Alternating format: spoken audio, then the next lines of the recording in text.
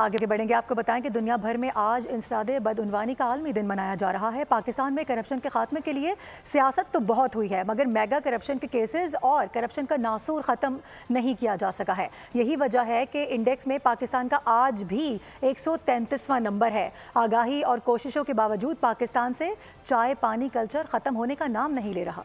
एक बार फिर कैलेंडर में 9 दिसंबर की तारीख आ गई, मगर दुनिया से बदउनवानी खत्म न हो सकी। आए रोज दुनिया भर में करप्शन केसेस की तादाद बढ़ने लगी।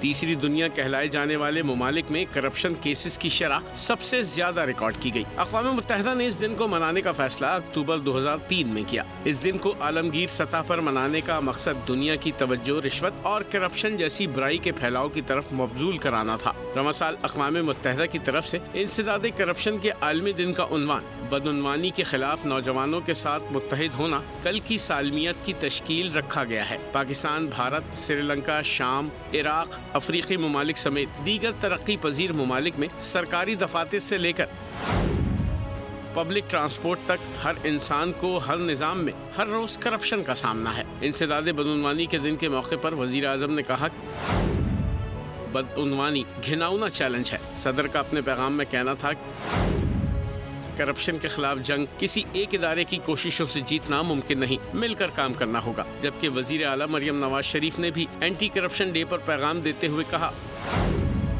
कि करप्शन सिर्फ इखलाकी जवाल नहीं, कौम की तरक्की की कातिल है। शफाफियत, दियानतदारी और मेरिट का फरोग इज्तिमाई जिम्मेदारी है। सब्सक्राइब करें और बेल दबाएं ताकि कोई खबर रह न जाए।